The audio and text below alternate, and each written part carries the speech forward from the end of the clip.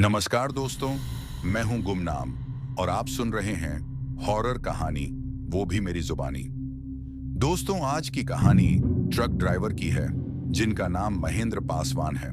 तो चलिए अब यह कहानी महेंद्र पासवान के नजरिए से सुनते हैं। लेकिन उससे पहले आप लोगों से एक शिकायत है।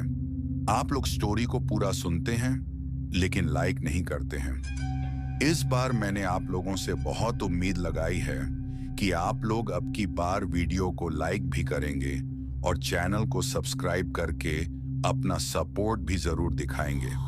तो अब ज्यादा समय नहीं लेते हैं, चलिए कहानी की शुरुआत करते हैं। मेरा नाम महेंद्र पासवान है, लेकिन हाईवे पर ज्यादातर लोग मुझे माही ड्राइवर के नाम से जानते हैं। मैं बिहार के समस्तीपुर के पास एक छोटे से गांव का रहने वाला हूं। हमारा गांव बड़ा नहीं है, बस कुछ पक्के घर, ज्यादातर मिट्टी के मकान, एक पुराना सा स्कूल और बाजार जो सिर्फ हफ्ते में 2 दिन लगता है।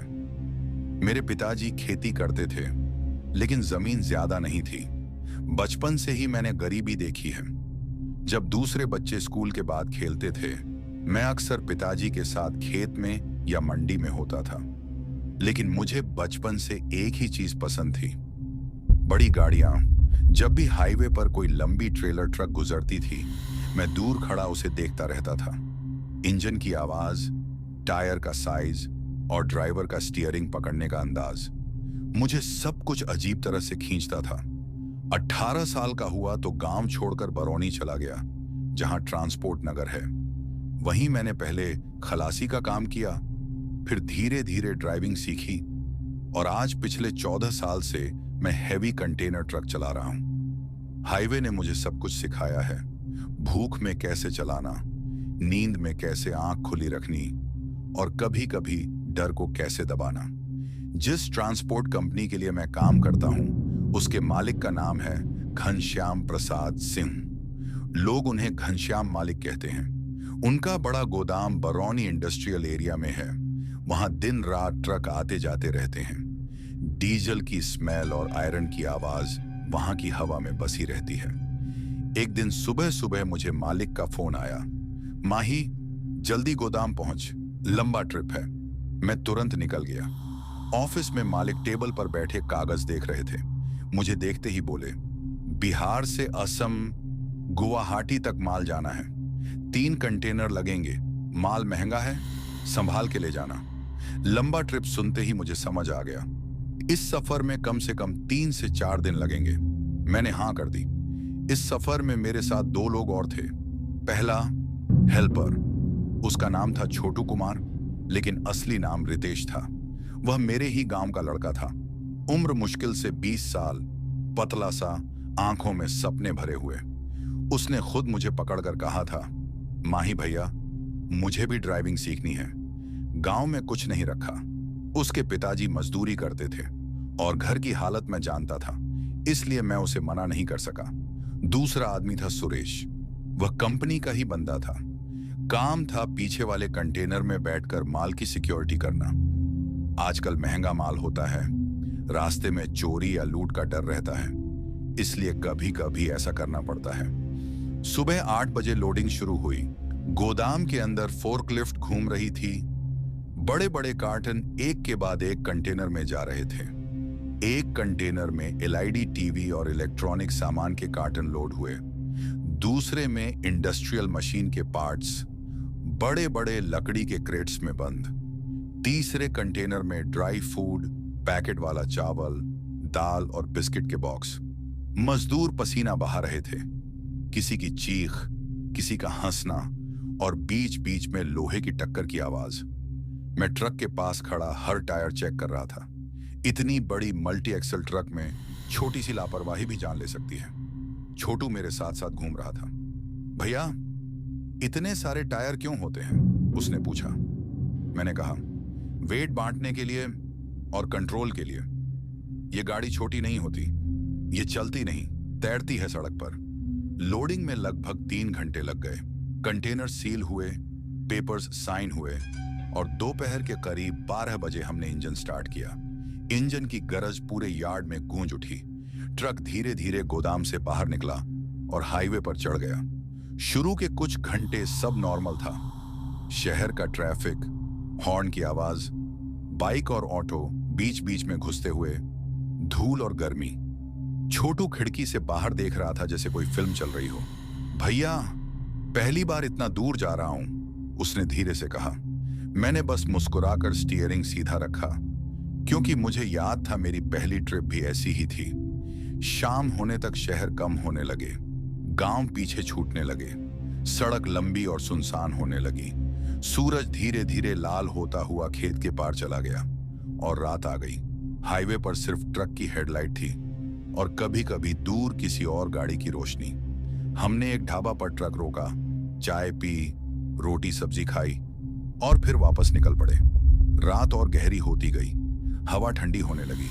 कुछ देर बाद सड़क के दोनों तरफ पेड़ दिखने लगे, पहले छोटे, फिर बड़े, फिर इतने घने कि अंधेरा उनके अंदर जमा हुआ लग रहा था। छोटू ने धीरे से पूछा, भैया, ये जंगल शुरू हो गया क्या?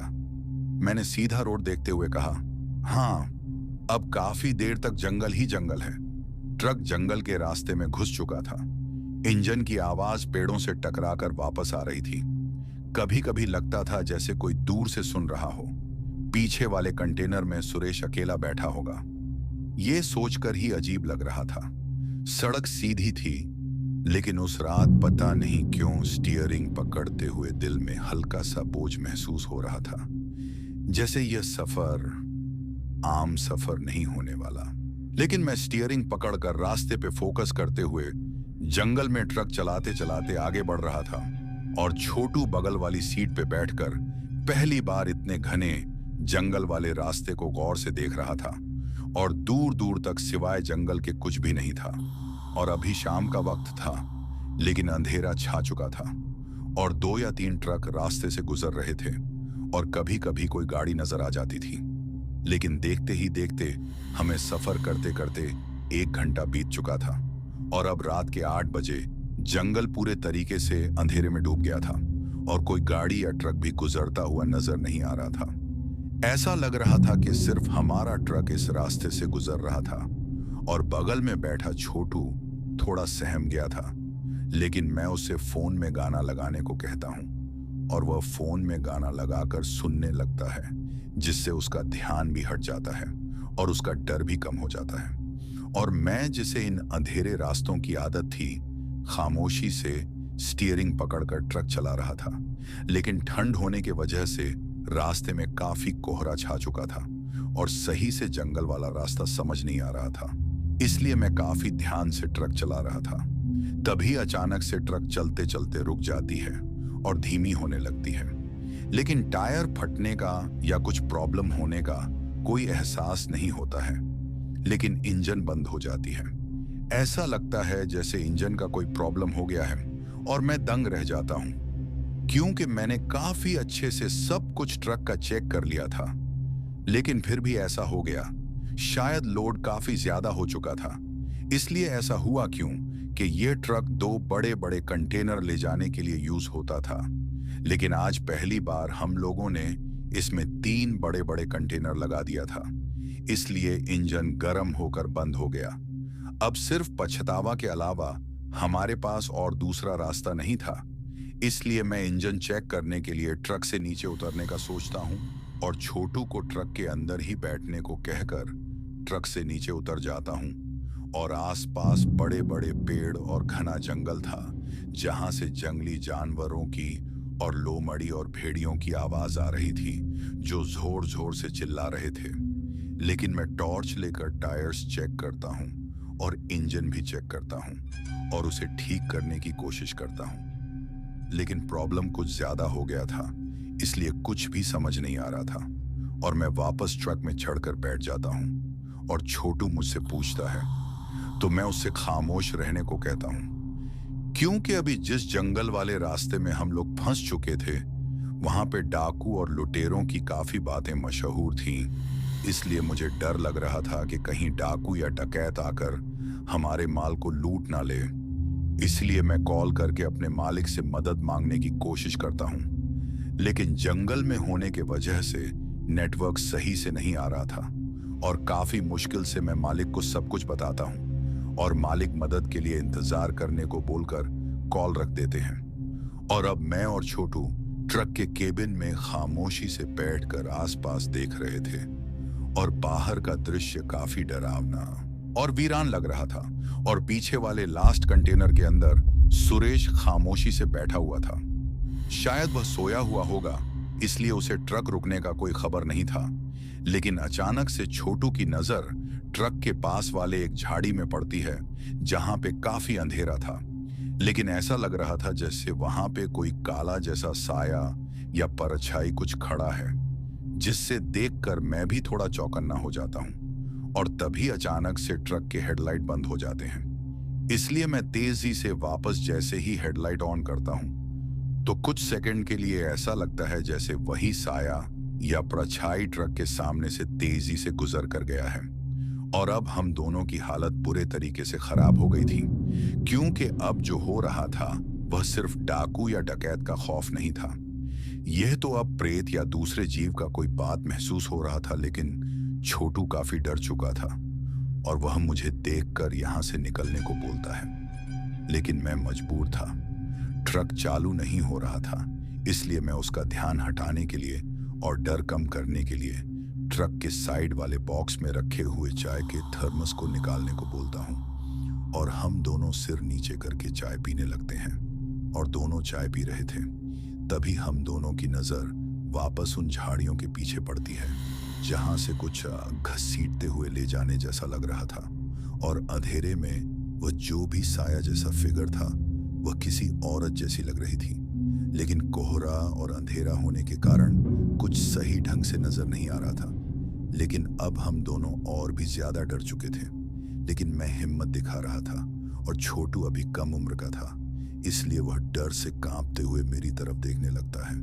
और मैं जल्दी जल्दी ट्रक के दोनों खिड़कियों को पर्दा से घेर देता हूँ और सामने के मिरर को भी पर्दा से घेर देता हूँ। और अब हम दोनों को काफी राहत मिल गई थी और डर बिल्कुल भी नहीं लग रहा था।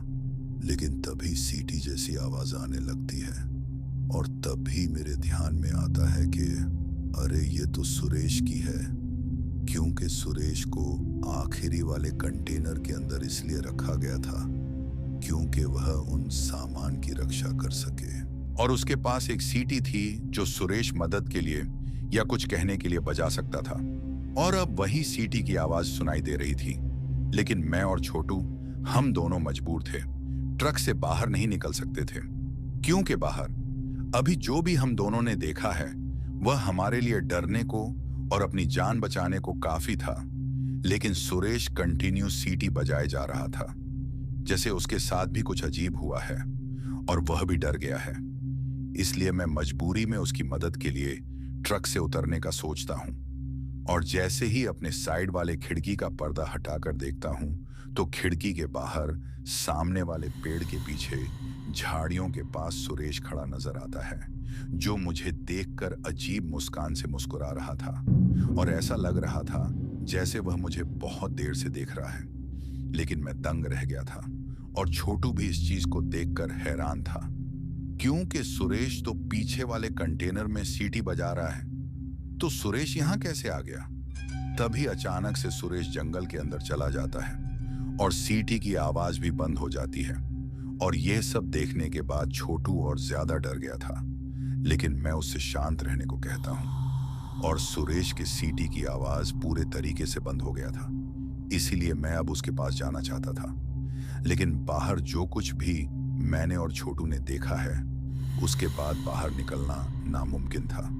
लेकिन सुरेश की सीटी जरा भी नहीं बज रही थी, इसीलिए मजबूरी में मैं छोटू को लेकर धीरे धीरे ट्रक का दरवाजा खोल देता हूं और हम दोनों अपने अपने टॉर्च को लेकर ट्रक से उतर जाते हैं और पीछे की तरफ जाने लगते हैं। और एक एक करके कंटेनर पार करते करते हम दोनों लास्ट वाले तीसरे कंटेनर के पास पहुंच जाते हैं और उस कंटेनर के दरवाजा को खटखटाने लगते हैं। और सुरेश 3 बार मुझे और छोटू से नाम पूछता है।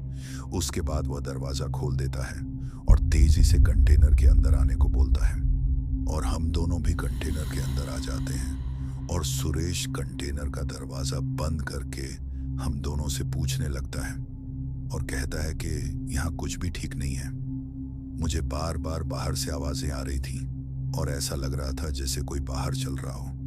तभी मैं सुरेश को बताता हूँ कि छोटू और मुझे तू ट्रक के बाहर उस पेड़ के पीछे खड़ा दिखाई दे रहा था और अचानक से तू जंगल के अंदर चला गया, जिसे सुनने के बाद सुरेश डर जाता है और हम दोनों को कंटेनर का थोड़ा सा दरवाजा खोलकर हम दोनों को जमीन पे अजीब और बड़े बड़े पैरों के निशान दिखाता है, जिसे देखकर मुझे भी काफी डर लगने लगा था, क्योंकि यह पैर ना तो इंसानों जैसे थे और ना ही किसी जानवर जैसे। और फिर सुरेश कंटेनर का दरवाजा बंद कर देता है और हम तीनों खामोशी से अंदर बैठे हुए मदद का इंतजार कर रहे थे। तभी अचानक से जंगल के अंदर से किसी के धम धम करके पैरों से चलने जैसी आवाज आती है और ऐसा लगता है वह जो भी चीज बाहर चल रहा है वह ट्रक के नजदीक आ चुका है और ट्रक के छोटे से खिड़की जैसे बने हुए खिड़की से कोई बाहर से झांकने की कोशिश कर रहा है। तभी सुरेश तेजी से एक गेहूं और चावल के बस्ते को उस खिड़की के पास रख देता है और जो भी बाहर से अंदर देखने की कोशिश कर रहा था अब वह अंदर नहीं देख पाएगा, लेकिन हम तीनों बहुत ज्यादा डर चुके थे और ऐसा लग रहा था जैसे वह जो भी है बाहर बहुत विशाल है। तभी अचानक से ट्रक के कंटेनर के ऊपर कोई चढ़ने जैसा एहसास होता है और ऐसा लगता है कि कंटेनर के ऊपर बैठकर वह हमारा बाहर आने का इंतजार कर रही है और काफी देर तक सब खामोश हो जाता है। लेकिन अचानक से वापस लोमड़ी और भेड़ियों के गुर्राने की ओर चीखने की आवाज बहुत बढ़ जाती है और तभी सुरेश धीरे से कंटेनर के गेट को खोलकर कंटेनर के ऊपर गर्दन बढ़ाकर देखने की कोशिश करता है तो उसे एक बहुत ही लंबी बाल वाली काली साए जैसी कोई औरत सी चीज नजर आती है, जिसका सिर्फ पीठ नजर आ रहा था, जो इशारा करके खुद से बातें कर रही थी। और उस नजारा को देखकर सुरेश वापस अंदर आ जाता है और कंटेनर का गेट बंद कर देता है। लेकिन कंटेनर का गेट बंद होने का थोड़ा सा आवाज हो जाता है और उस आवाज के कारण वह जो भी चीज ऊपर कंटेनर में बैठी थी वह वापस अलर्ट हो जाती है और हमारे दरवाजा के पास आकर जोर जोर से इस बार दरवाजा खटखटाने लगती है और हम सब समझ चुके थे कि सुरेश ने कंटेनर के बाहर झांकने की बहुत बड़ी गलती की है। और उसके बाद गुस्सा में अजीब सी गुर्राने जैसी आवाज आती है और ऐसा लगता है कि अब कंटेनर का दरवाजा टूट जाएगा और हम लोगों पे हमला हो जाएगा और छोटू डर से रोने वाला होता है। तभी सुरेश उसके मुंह में हाथ रखकर हम दोनों को खामोश रहने का इशारा करता है और मेरे माथे पे भी डर से पसीना आ जाता है और सुरेश का चेहरा भी डर से पीला पड़ गया था। तभी अचानक से 10 मिनट के बाद चारों तरफ खामोशी छा जाती है और ऐसा महसूस होता है जैसे वह जो भी थी अब कंटेनर के पास से वापस जा चुकी है। इसीलिए मैं हिम्मत करता हूँ और वापस ट्रक के केबिन के पास जाने के लिए कंटेनर का गेट खोलकर बाहर आ जाता हूँ और एक एक करके हम तीनों अब बाहर आ चुके थे, लेकिन हमें अभी भी बहुत डर लग रहा था और हम तीनों ट्रक के केबिन की तरफ बढ़ रहे थे। तभी हमें महसूस होता है जैसे हमारे साथ साथ ट्रक के दूसरी तरफ कोई और भी चल रहा है और हम तीनों एक दूसरे को देखते हैं और इशारों ही इशारों में एक दूसरे को चौकन्ना कर लेते हैं और जैसे जैसे हम तीनों रुकते तो वह भी रुक जाती और हम तीनों जैसे चलते तो वह भी चलने लगती है। अचानक से जैसे ही मैं चेक करने के लिए नीचे झुककर ट्रक के पीछे की तरफ देखने की कोशिश करता हूं तो ट्रक के उस तरफ से एक काला सा विशाल पैर जैसा साया नजर आता है और वैसे ही एक डरावना चेहरा जो शायद गला हुआ मांस जैसा चेहरा था।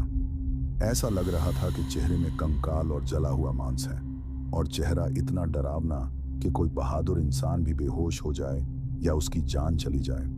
और तभी उस चेहरे को देखकर मेरी चीख निकल जाती है और मैं दोनों को इशारा करता हूं और हम तीनों भागते हुए ट्रक के केबिन के पास आते हैं और दरवाजा खोलकर अंदर आ जाते हैं। लेकिन अब आसपास बहुत हलचल होने लगती है और ऐसा लगता है जैसे वह जो भी है हमें मार डालेगी और दूर दूर तक कोई भी मदद या मालिक का कोई दूसरा गाड़ी नहीं आता है। इसलिए मैं वापस मालिक से बात करने के लिए कॉल करने की कोशिश करता हूँ, लेकिन अभी भी नेटवर्क इशू हो रहा था और काफी मुश्किल से कॉल लग जाता है और मालिक से बात होती है तो मालिक कहते हैं कि मदद के लिए दूसरा ट्रक निकल चुका है, वह और 2 घंटे के बाद तक पहुंच जाएगा, जिसे सुनकर हम तीनों के होश उड़ गए और ऐसा लगा जैसे अब हम तीनों नहीं बचेंगे। लेकिन तभी हमें उस जंगल वाले रास्ते के आगे से एक रोशनी हिलती हुई नजर आती है और ऐसा लगता है जैसे कोई दूसरी ट्रक या कोई गाड़ी इस रास्ते की तरफ ही आ रही है।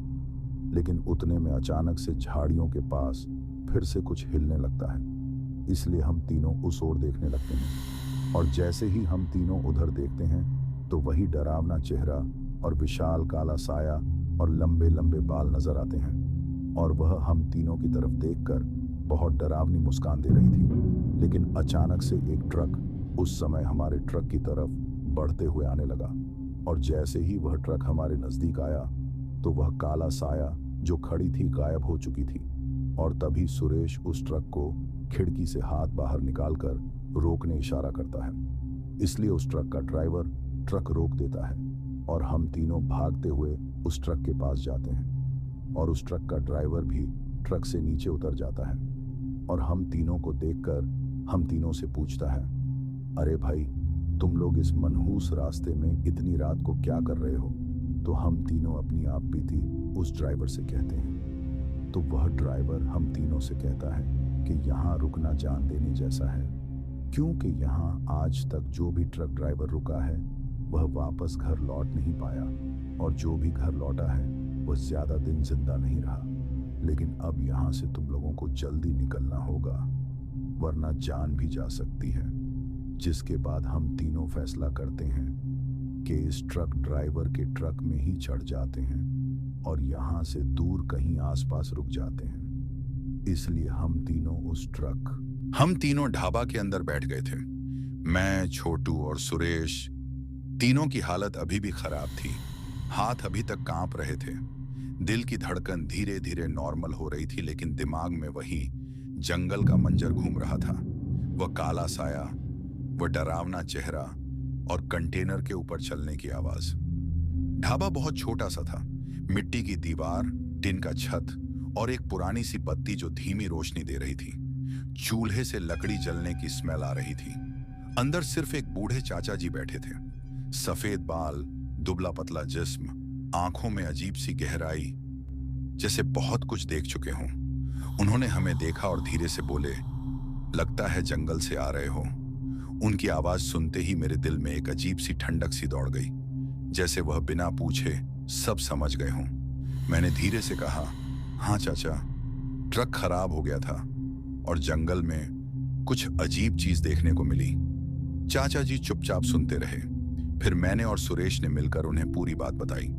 ट्रक रुकना, झाड़ी में साया, सीटी की आवाज, कंटेनर के ऊपर चलना और वह डरावना चेहरा। छोटू बोलते बोलते फिर डर से चुप हो गया। कुछ देर तक चाचा जी बिल्कुल खामोश बैठे रहे। सिर्फ चूल्हे की लकड़ी की टिक टिक की आवाज आ रही थी। फिर उन्होंने धीरे से कहा, तुम लोग बच गए, बहुत बड़ी बात है। मेरे शरीर में एक ठंडी सी लहर दौड़ गई। मैंने सुना है चाचा। वह क्या चीज है? मैंने पूछा। चाचा जी ने सीधा मेरी आंखों में देखा और बोले, वह डाकिनी है। ढाबा के अंदर हवा जैसे रुक सी गई। चाचा जी धीरे धीरे बोलने लगे, लगभग 50 साल पहले ये जंगल और भी घना था। तब यहाँ से बहुत कम लोग गुजरते थे। एक दिन एक अघोरी यहाँ आया। लोग कहते हैं वह डाकिनी सिद्धि करना चाहता था, ऐसी शक्ति जो इंसान को आदमी नहीं रहने देती। सुरेश ने धीरे से पूछा, फिर क्या हुआ? चाचा जी ने आग में लकड़ी डालते हुए कहा, वह अघोरी महीनों तक जंगल में रहा। रात रात भर तंत्र करता था, मंत्र पढ़ता था, बलि देता था। लेकिन एक रात कुछ गलत हो गया, साधना टूट गई और जो शक्ति वह बुलाना चाहता था वह उसके बस में नहीं रही। छोटू का गला सूख गया था। वह चुपचाप सुन रहा था।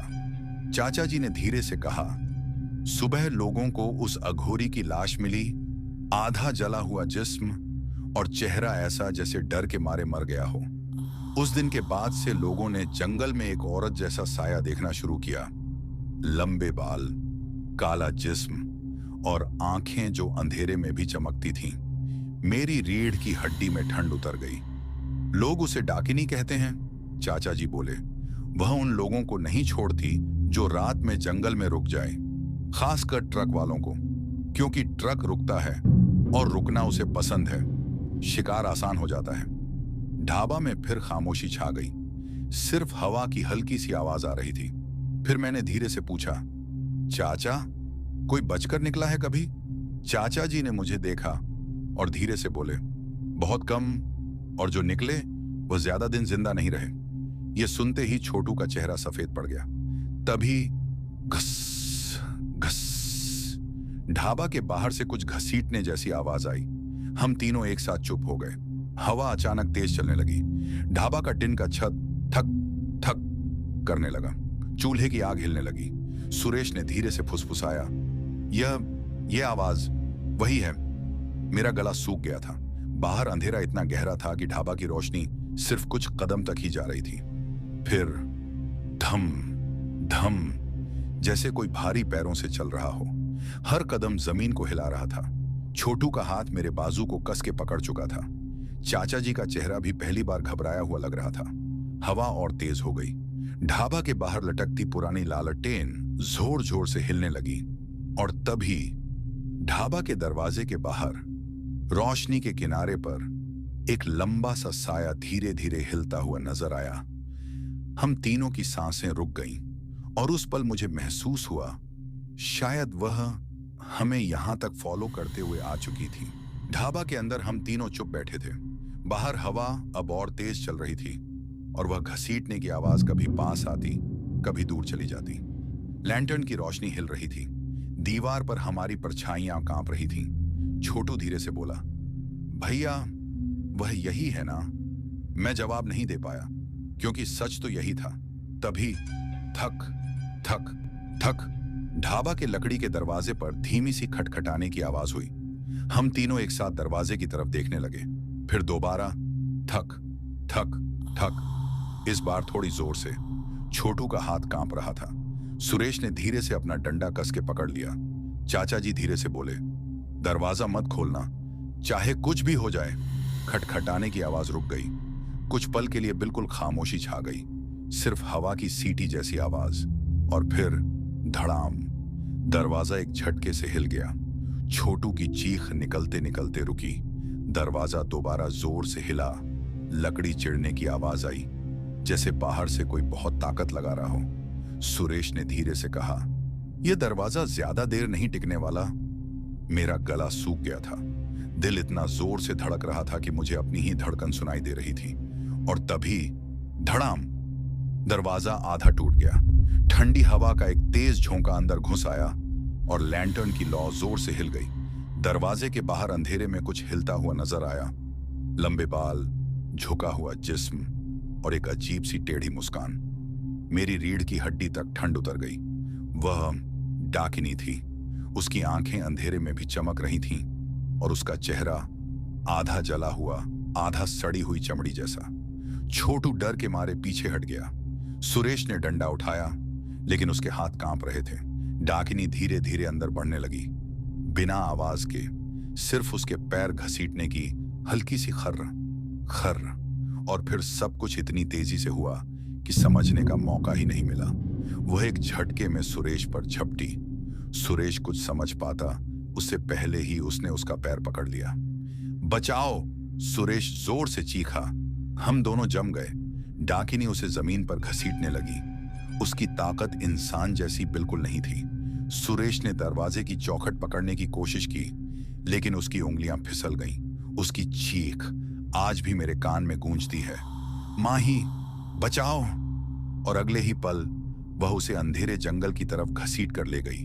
चीख धीरे धीरे दूर होती गई, फिर बिल्कुल खत्म। ढाबा के अंदर सिर्फ हवा की आवाज रह गई। मैं, छोटू और चाचा जी तीनों बस खड़े रह गए, जैसे शरीर से जान निकल गई हो। छोटू की आंखों से आंसू बह रहे थे। मैं कुछ बोल नहीं पा रहा था। चाचा जी ने बहुत धीमी लेकिन कांपते हुए आवाज में कहा, यहां रुकना मौत को बुलाना है। जंगल से बाहर भागो, अभी। उनकी बात सुनते ही जैसे होश वापस आया। हम तीनों तुरंत ढाबा से बाहर निकले। रात और गहरी हो चुकी थी। कोहरा फिर से छा रहा था। दूर कहीं लोमड़ी और भेड़ियों की आवाज आ रही थी। हम बिना पीछे देखे सड़क की तरफ दौड़ने लगे। पेड़ों की परछाइयां हिल रही थीं। ऐसा लग रहा था जैसे जंगल खुद जिंदा हो। छोटू हाँप रहा था, मेरा सीना फटने को हो रहा था। चाचा जी भी मुश्किल से भाग रहे थे, लेकिन डर ने हमें दौड़ाते रखा। तभी पीछे जंगल की तरफ से एक बहुत तेज और डरावनी चीख गूंजी। ऐसी चीख जो इंसान की नहीं हो सकती। हम तीनों एक पल के लिए रुक गए और धीरे धीरे हमें महसूस हुआ जैसे कोई चीज अंधेरे में हमारे पीछे कोई दौड़ रही हो। और उस पल मुझे समझ आ गया, वह सुरेश को ले जाकर रुकी नहीं थी। अब उसका अगला शिकार शायद हम थे। हम तीनों बिना पीछे देखे भागते जा रहे थे। जंगल की जमीन कभी सीधी, कभी पत्थरी, कभी गीली मिट्टी से भरी थी और अंधेरे में कुछ भी साफ नजर नहीं आ रहा था। सिर्फ टॉर्च की हिलती हुई रोशनी और हमारी सांसों की आवाज। मेरा सीना जोर जोर से उठ बैठ रहा था। छोटू लगभग रो रहा था, लेकिन डर के मारे आवाज तक नहीं निकल पा रही थी। चाचा जी बस एक ही बात बार बार बोल रहे थे, सड़क तक पहुंच जाओ, बस सड़क तक पहुंच जाओ। पीछे कभी कभी पेड़ों के बीच कुछ हिलता हुआ महसूस होता, जैसे कोई हमारे साथ साथ चल रहा हो। लेकिन जब मुड़कर देखते तो सिर्फ अंधेरा। लगभग 15 मिनट भागने के बाद अचानक पेड़ कम होने लगे और सामने सड़क की फीकी सी लकीर नजर आई। हम तीनों सड़क पर आ गए और वहीं रुककर जोर जोर से सांस लेने लगे। रात बिल्कुल सूनी थी, ना कोई गाड़ी, ना कोई आवाज, सिर्फ हवा और जंगल। मुझे एक पल के लिए लगा शायद हम बच गए। तभी दूर से एक हल्का सा उजाला हिलता हुआ नजर आया। मैं आंखें छोटी करके देखने लगा। ट्रक है, मैंने धीरे से कहा। छोटू ने भी देख लिया। चाचा जी ने तुरंत कहा, हाथ दिखाओ, रोको उसे। हम तीनों सड़क के बीच खड़े हो गए और टॉर्च हिलाने लगे। कुछ मिनट बाद ट्रक हमारे पास आकर धीरे धीरे रुक गया। इंजन की आवाज उस खामोशी में बहुत तेज लग रही थी। ड्राइवर साइड का दरवाजा खुला और एक आदमी नीचे उतरा।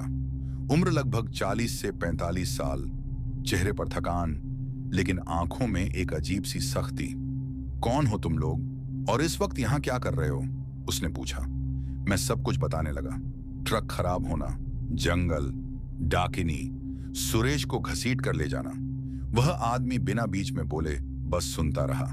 जब मैंने बात खत्म की तो वह कुछ पल चुप रहा, फिर धीरे से बोला, तुम लोग बच गए। बहुत कम लोग बचते हैं। मेरी रीढ़ में ठंड उतर गई। मैंने पूछा, भैया आपको पता है इस जगह के बारे में? ड्राइवर ने सीधा जंगल की तरफ देखा, फिर धीरे से बोला, पता है, क्योंकि मैं भी एक बार यहां फंस चुका हूं। हम तीनों चुप हो गए। वह ट्रक के टायर के पास खड़ा होकर बोलने लगा, लोग समझते हैं कि यहां सिर्फ एक डाकिनी है, लेकिन सच ये है कि यह पूरा जंगल ही ठीक नहीं है। छोटू ने धीरे से पूछा, मतलब? ड्राइवर ने कहा, यहां अलग अलग चीजें भटकती हैं। कुछ पुराने साधु, कुछ मरे हुए मुसाफिर और कुछ जिन्हें नाम भी नहीं दिया जा सकता। मेरा गला सूख गया। ड्राइवर ने आगे कहा, सबसे खतरनाक वह चीजें होती हैं जो इंसान की शक्ल ले लेती हैं और पास आकर खड़ी हो जाती हैं, जैसे वह जिंदा हो। मुझे तुरंत याद आया, ट्रक के पास पेड़ के पीछे खड़ा सुरेश जैसा साया। मेरे हाथ ठंडे पड़ गए। ड्राइवर ने धीरे से कहा, यहां रात में जो दिखता है वह अक्सर सच नहीं होता, और जो सच होता है वह दिखता नहीं। हवा फिर तेज चलने लगी। जंगल की तरफ से एक लंबी सी चीख की आवाज आई। छोटू डर के मारे मेरे पास और चिपक गया। ड्राइवर ने तुरंत कहा, यहां रुकना ठीक नहीं, मैं तुम लोगों को आगे तक छोड़ देता हूं। सुबह होने तक किसी बस्ती या ढाबा में रुक जाना। हम तीनों तुरंत ट्रक में चढ़ गए। ट्रक चल पड़ा। मैं खिड़की से बाहर देख रहा था। जंगल धीरे धीरे पीछे छूट रहा था, लेकिन दिल में अजीब सा एहसास था, जैसे कोई चीज अभी भी हमें देख रही हो। कुछ देर तक ट्रक में खामोशी रही। फिर मैंने ड्राइवर से पूछा, भैया आपका नाम क्या है? वह हल्का सा मुस्कुराया और बोला, नाम जानकर क्या करोगे? हाईवे पर नाम काम नहीं आता, बस दुआ काम आती है। उसकी बात सुनकर अजीब सा एहसास हुआ, लेकिन मैंने कुछ नहीं कहा। लगभग 20 मिनट बाद ड्राइवर ने अचानक ट्रक धीमा कर दिया। मैंने पूछा, क्या हुआ? उसने सीधा रोड की तरफ इशारा किया। मैंने आगे देखा और मेरा खून जम गया। सड़क के बीच दूर एक लंबी सी औरत जैसी परछाई खड़ी थी, बिल्कुल सीधी, बिल्कुल चुप, और धीरे धीरे वह हमारी तरफ मुड़ रही थी। ड्राइवर ने धीरे से ब्रेक दबाया और बहुत धीमी आवाज में बोला, लगता है वह हमसे पहले यहां पहुंच गई। उस पल मुझे समझ आ गया, जंगल खत्म हो सकता है, लेकिन जो चीज वहां रहती है वह जंगल तक सीमित नहीं होती। और ट्रक धीरे धीरे उस परछाई के करीब बढ़ने लगा। ट्रक धीरे धीरे अंधेरी सड़क पर बढ़ रहा था। इंजन की घर्र घर्र रात की खामोशी को काट रही थी। मैं, चाचा जी और छोटू पीछे की सीट पर बैठे थे। सुरेश को डाकिनी जंगल में घसीट कर ले गई थी और उसके बाद से हम तीनों में से कोई एक शब्द तक बोलने की हिम्मत नहीं कर पा रहा था। ड्राइवर ने बस इतना ही कहा था, रात लंबी है और यह रास्ता और भी लंबा। उसकी आवाज में एक अजीब सी थकान थी, जैसे वह सब कुछ पहले से जानता हो। कुछ देर तक सब ठीक था। ट्रक सीधा चल रहा था। सड़क सुनसान थी, ना कोई गाड़ी, ना कोई रोशनी, बस दूर दूर तक अंधेरा। फिर अचानक ट्रक झटके से हिलकर रुक गया। ड्राइवर ने इग्निशन घुमाया, इंजन घूमा, पर स्टार्ट नहीं हुआ। फिर से कोशिश की, सिर्फ खर्र खर्र की आवाज। डीजल खत्म हो गया क्या? मैंने धीरे से पूछा। ड्राइवर ने सिर हिलाया। डीजल पूरा है, पर कभी कभी यहां इंजन खुद रुक जाता है। उसकी बात सुनकर मेरी रीढ़ की हड्डी में ठंड सी दौड़ गई। तभी हेडलाइट के सामने कुछ हिला। पहले मुझे लगा हवा में पेड़ की शाख हिल रही है, पर फिर वह चीज धीरे धीरे रोशनी में आई। वह डाकिनी थी। उसके बाल जमीन को छू रहे थे, आंखें बिल्कुल सफेद और मुंह पर वही टेढ़ी भयानक मुस्कान। छोटू का हाथ मेरी कलाई पर कस गया। भैया, वह आ गई। पर उस रात खौफ सिर्फ यहीं तक नहीं था। डाकिनी के पीछे अंधेरे में कुछ और हिल रहा था, कुछ बहुत बड़ा। पहले दो जलती हुई आंखें दिखीं, फिर धीरे धीरे एक विशाल साया रोशनी में आया। वह आदमी जैसा था, पर आदमी नहीं था। लंबे बाल, जली हुई त्वचा और मुंह से निकली हुई दांतों की पंक्ति, जैसे किसी जानवर की। ड्राइवर की आवाज कांप गई, ब्रह्मराक्षस। मेरे गले से आवाज ही नहीं निकली। डाकिनी ट्रक के बिल्कुल पास आ गई। उसने अपना हाथ विंडशील्ड पर रखा और धीरे धीरे अपना चेहरा ग्लास के बिल्कुल पास ले आई। उसकी आंखें सीधा मेरी आंखों में घूर रही थीं। फिर धड़ाम, ट्रक जोर से हिला। ब्रह्म राक्षस ने पीछे की तरफ से ट्रक को पकड़कर झटका दिया था। पूरा बॉडी लोहे की तरह कांप उठा। छोटू चीख पड़ा, भैया, वह पीछे है, वह पीछे है। ड्राइवर चिल्लाया, अंदर से दरवाजा पकड़ के रखो। पर अगले ही पल पीछे का दरवाजा झटके से उखड़ गया। ठंडी हवा का तेज झोंका अंदर घुसा और उसके साथ वह ब्रह्म राक्षस। उसकी सांस से सड़न और खून की बू आ रही थी। छोटू जम गया। उसकी आंखें इतनी बड़ी हो गई थीं जैसे जान निकल चुकी हो। मैं उसे खींचने लगा, छोटू इधर आ, पर देर हो चुकी थी। ब्रह्म राक्षस का हाथ आगे बढ़ा और एक ही झटके में छोटू को गर्दन से पकड़ लिया। छोटू जोर जोर से चिल्लाने लगा, भैया बचाओ, भैया बचाओ। मैं उसका हाथ पकड़ने के लिए आगे बढ़ा, पर उस दरिंदे की ताकत के सामने मैं कुछ भी नहीं था। चाचा जी भी चीख रहे थे, छोड़ दे उसे, भगवान के लिए छोड़ दे। पर वह सिर्फ हंसा, एक ऐसी हंसी जो आदमी की नहीं हो सकती। अगला पल इतना खौफनाक था कि मैं आज तक भूल नहीं पाया। ब्रह्म राक्षस ने छोटू को ट्रक से बाहर घसीट लिया। अंधेरे में सिर्फ उसकी चीखें गूंज रही थीं। फिर वह चीखें धीरे धीरे कम होती गईं और फिर बिल्कुल बंद। जंगल फिर से चुप हो गया, बिल्कुल चुप। डाकिनी ने एक बार फिर ट्रक की तरफ देखा और धीरे धीरे अंधेरे में गायब हो गई। ड्राइवर ने तुरंत इग्निशन घुमाया। इस बार इंजन तुरंत स्टार्ट हो गया, जैसे कुछ हुआ ही ना हो। ट्रक आगे बढ़ने लगा, पर ट्रक के अंदर एक भयानक सन्नाटा था।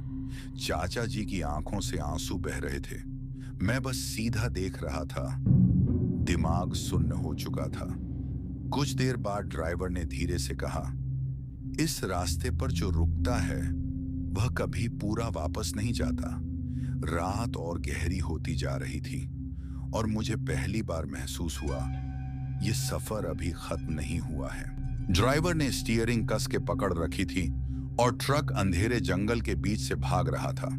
हेडलाइट की रोशनी में पेड़ ऐसे भागकर पीछे जा रहे थे जैसे अंधेरा हमें पकड़ने के लिए दौड़ रहा हो। मेरा दिल अभी तक जोर जोर से धड़क रहा था। छोटू की चीख अभी भी कानों में गूंज रही थी। वह मंजर आंखों से जा ही नहीं रहा था। ब्रह्म राक्षस ने उसे जिस तरह घसीट कर ले गया था, मैं सोच भी नहीं पा रहा था। चाचा जी चुप थे।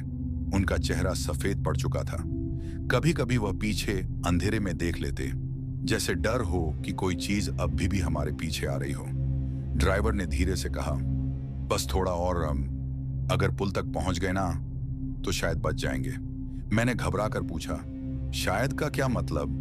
ड्राइवर ने सीधा जवाब नहीं दिया, बस एक्सीलरेटर और दबाया। रात धीरे धीरे बीत रही थी। कभी लगता ट्रक गोल गोल घूम रहा है, कभी लगता रास्ता बदल गया है। 2 बार तो मुझे यकीन हो गया था कि हम वही जगह दोबारा क्रॉस कर रहे हैं जहां पेड़ का एक बड़ा टूटा हुआ तना सड़क के किनारे पड़ा था। फिर अचानक दूर अंधेरे में कुछ अलग सा दिखा, एक पुराना लोहे का पुल। ड्राइवर ने जोर से सांस छोड़ी।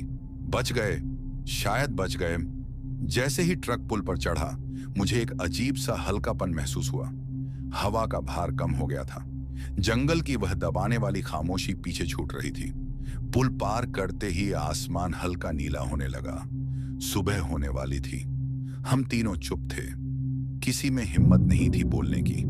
लगभग आधे घंटे बाद हमें एक छोटा सा कस्बा दिखाई दिया। कुछ चाय की दुकानें खुल रही थीं। लोग सुबह की तैयारी में लगे थे और हमें लग रहा था जैसे हम किसी और दुनिया से वापस आए हों। ड्राइवर ने ट्रक साइड में लगाया। मैं नीचे उतरकर जमीन पर बैठ गया। पैर अभी भी कांप रहे थे। चाचा जी ने धीरे से कहा, पुलिस को बताना पड़ेगा वरना और लोग मरेंगे। हम तीनों सीधा थाना गए। थाने में एक सब इंस्पेक्टर बैठा था। उसने हमारी बात शुरू में ध्यान से सुनी, फिर धीरे धीरे उसके चेहरे पर एक अजीब सी मुस्कुराहट आ गई। डाकिनी, ब्रह्म राक्षस, जंगल में हमला। वह हंस पड़ा। तुम लोग रात भर दारू पीकर आए हो क्या? मैंने गुस्से और बेचैनी में कहा, साहब, एक लड़का मरा है, हमारे सामने मरा है। इंस्पेक्टर ने थोड़ा सीरियस होते हुए कहा, जंगल में एक्सीडेंट हुआ होगा, जानवर ले गए होंगे। ऐसी कहानियां बनाओगे तो हम क्या कर सकते हैं? ड्राइवर ने जोर दिया, साहब, वहां कुछ गलत है, लोग मरेंगे। इंस्पेक्टर ने हाथ उठा दिया, बस अब जाओ यहां से, हमें काम करने दो। हम बाहर निकल आए। थाने के बाहर खड़े होकर मुझे समझ नहीं आ रहा था क्या करें। छोटू की याद से दिल फट रहा था और गुस्सा भी आ रहा था कि कोई हमारी बात मान ही नहीं रहा। तभी एक बूढ़ा चाय वाला जो पास ही था धीरे से बोला, तुम लोग उस जंगल की बात कर रहे हो ना?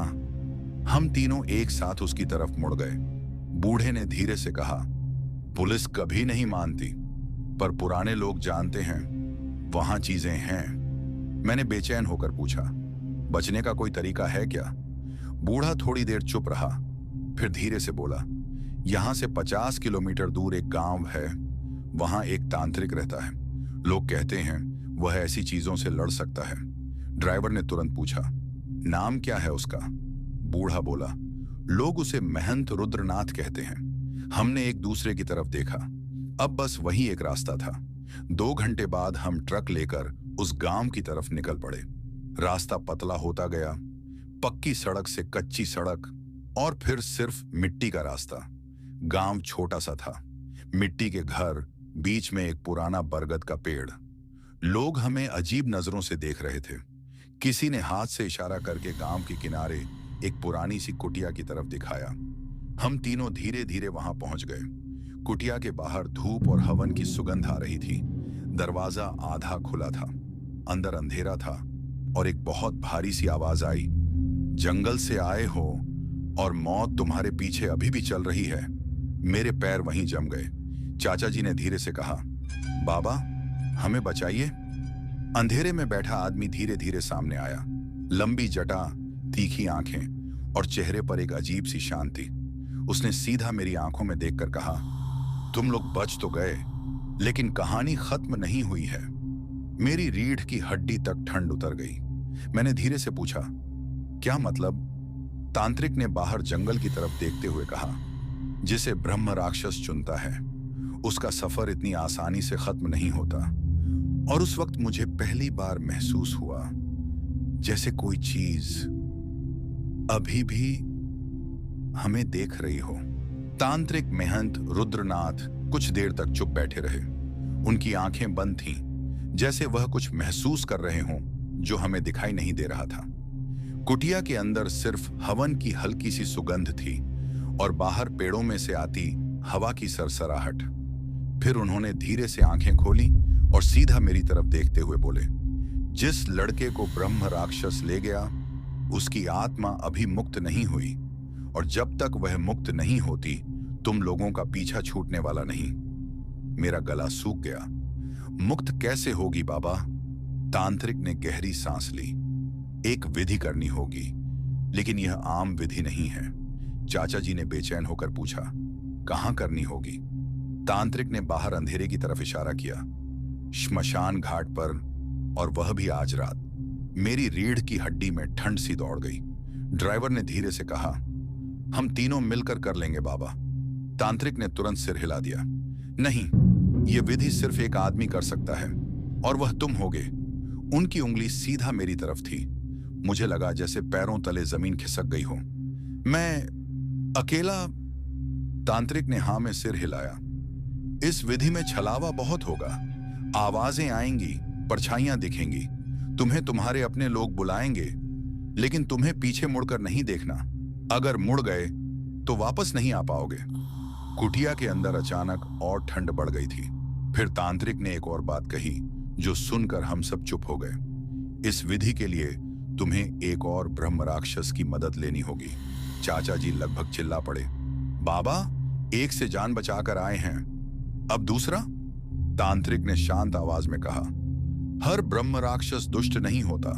कुछ ऐसे भी होते हैं जो बंधन में बांध दिए गए होते हैं और मजबूरन इस दुनिया में अटके रहते हैं। श्मशान के पुराने बरगद के पास एक ऐसा ही बंधा हुआ ब्रह्म राक्षस है। वही तुम्हारी मदद करेगा। उस रात हम श्मशान घाट के लिए निकले। गांव से थोड़ा दूर एक पुराना श्मशान था। वहां पहुंचते ही जले हुए लकड़ों की बू, मिट्टी और राख की सुगंध हवा में घुली हुई थी। चांद आधा था और उसकी फीकी रोशनी में जमीन पर पड़ी सफेद राख चमक रही थी। तांत्रिक ने मुझे एक लाल धागा, थोड़ा सा भस्म और एक छोटा सा दिया दिया। इस मंडल के अंदर बैठना। उन्होंने जमीन पर एक गोल दायरा बनाते हुए कहा, चाहे कुछ भी हो, बाहर मत निकलना। ड्राइवर और चाचा जी थोड़ा दूर खड़े हो गए। उनके चेहरे पर डर साफ दिख रहा था, लेकिन मेरे अंदर जो हो रहा था उसका अंदाजा शायद उन्हें भी नहीं था। मैं मंडल के अंदर बैठ गया। तांत्रिक ने मंत्र पढ़ना शुरू किया। हवा धीरे धीरे तेज होने लगी, पेड़ों की शाखें हिलने लगीं, और फिर अचानक मुझे लगा जैसे कोई भारी सा सांस ले रहा हो मेरे बिल्कुल पास। मैंने आंखें उठाईं। बरगद के पेड़ के पास अंधेरे में एक बहुत बड़ा सा साया खड़ा था। उसकी आंखें लाल सी चमक रही थीं, लेकिन उसमें गुस्सा नहीं था, बस एक अजीब सी शांति थी। तांत्रिक ने धीरे से कहा, डर मत, यही वह है। मेरा गला सूख गया था। मैं बस चुप बैठा रहा। फिर विधि शुरू हुई। मंत्र तेज होने लगे। हवा और तेज। दिया की लौ कभी लंबी हो जाती, कभी बिल्कुल छोटी, और तब पहला छलावा शुरू हुआ। मुझे बिल्कुल पास से आवाज आई, भैया। ये छोटू की आवाज थी। मेरा दिल जोर से धड़का। आवाज फिर आई, इस बार और पास से, भैया मुझे बचाओ। मेरी आंखों में आंसू आ गए, पर मुझे तांत्रिक की बात याद थी, पीछे नहीं देखना।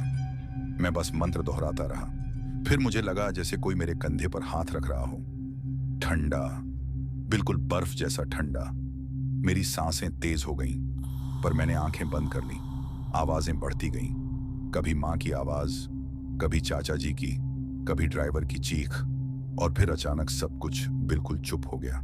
इतनी खामोशी कि अपनी धड़कन भी भारी लगने लगी। फिर एक भयानक गहरी गरजती हुई आवाज गूंजी, तुम उसे छुड़ाने आए हो। मैंने आंखें खोली।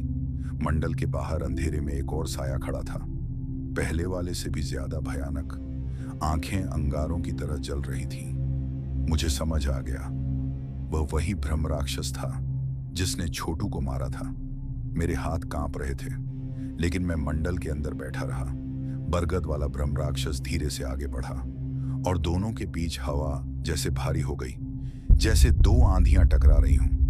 तांत्रिक मंत्र और तेज पड़ने लगे। जमीन हिलती महसूस हो रही थी। दिया की लौ सीधी खड़ी थी। हवा रुक गई थी और उस पल मुझे समझ आ गया, यह विधि सिर्फ छोटू की आत्मा को छुड़ाने की नहीं थी। यह एक जंग थी जो अभी शुरू हुई थी। तांत्रिक की बात सुनकर ड्राइवर ने बेचैनी से पूछा, तो फिर बचने का कोई तरीका नहीं है क्या? महंत रुद्रनाथ ने धीरे से सिर हिला दिया। कुछ कर्ज ऐसे होते हैं जो जान से ही चुकते हैं। कमरे में अचानक हवा ठंडी हो गई। हवन की आग एक पल के लिए बुझ सी गई। महंत ने जमीन पर उंगली से एक गोला बनाया और कहा, उस जंगल में जो हुआ वह हादसा नहीं था। ब्रह्म राक्षस ने सिर्फ छोटू को नहीं चुना था। मेरी सांस अटक गई। तो उसने मेरी तरफ देखा, बहुत देर तक देखा, फिर बोला, वह 3 लोगों को लेता है। एक जो मरा, एक जो देखकर भी कुछ न कर सका और एक जो बचकर भागा। ड्राइवर के हाथ कांपने लगे। चाचा जी की आंखों से आंसू गिरने लगे। मैं फुसफुसाया, कौन? महंत ने बिना पलक झपकाए कहा, तुम। मेरे कानों में तेज सीटी बजने लगी। मुझे लगा जमीन घूम रही है। मैंने गिड़गिड़ाकर कहा, बाबा कुछ तो कीजिए। महंत ने आंखें बंद कर लीं। मैं सिर्फ इतना कर सकता हूं कि तुम्हारी मौत जल्दी हो जाए, वरना वह तुम्हें सालों तड़पाएगा। हम वहां से निकल आए। कोई मंत्र, कोई रक्षा कवच, कुछ नहीं मिला। उस दिन के बाद मेरी जिंदगी सामान्य दिखती रही, पर रातें बदल गईं। हर रात सपने में वही जंगल, वही टूटे पेड़ और दूर से छोटू की चीख, भैया रुको मत। 3 महीने बाद मैं बीमार रहने लगा। डॉक्टरों को कुछ समझ नहीं आया। एक रात मैंने खिड़की से बाहर देखा और वही अंधेरा मेरी तरफ बढ़ रहा था। अगली सुबह मैं अपने बिस्तर पर मृत पाया गया। कोई चोट नहीं, कोई जहर नहीं, बस चेहरा डर से पत्थर बना हुआ। पुलिस ने केस बंद कर दिया। Heart failure. ड्राइवर ने उसी हफ्ते नौकरी छोड़ दी। 6 महीने बाद वह भी उसी हाईवे पर ट्रक के नीचे मृत मिला। चाचा जी आज भी जिंदा हैं, पर हर रात वह नींद में चिल्लाते हैं, पुल तक पहुंच जाओ, पुल तक। और वह जंगल आज भी वैसा ही है। कई ट्रक ड्राइवर कहते हैं, रात के 2 बजे अगर वहां से गुजरो तो सड़क के किनारे एक लड़का खड़ा दिखता है और उसके पीछे कुछ ऐसा जो दिखाई नहीं देता, पर महसूस जरूर होता है, क्योंकि कुछ कहानियां खत्म नहीं होती, बस अगला शिकार ढूंढ लेती हैं। तो मेरे प्यारे दोस्तों, आज की यह डरावनी और सच्ची कहानी खत्म होती है, लेकिन मैं इस चैनल में आप लोगों के लिए हर दिन एक अनोखी और सच्ची ट्रक ड्राइवर की आपबीती और कहानी लेकर आता हूं। लेकिन आप लोगों से मेरी एक रिक्वेस्ट है, प्लीज हमें सपोर्ट करने के लिए हमारे इस वीडियो को लाइक करके चैनल को सब्सक्राइब कर लीजिए। और अगर आप भी अपना नाम नेक्स्ट वीडियो में अनाउंस करवाना चाहते हो तो इस वीडियो के कमेंट सेक्शन में अपना नाम लिख दीजिए। और हम लोग मिलते हैं नेक्स्ट वीडियो में एक नई और डरावनी कहानी के साथ। तब तक अलविदा।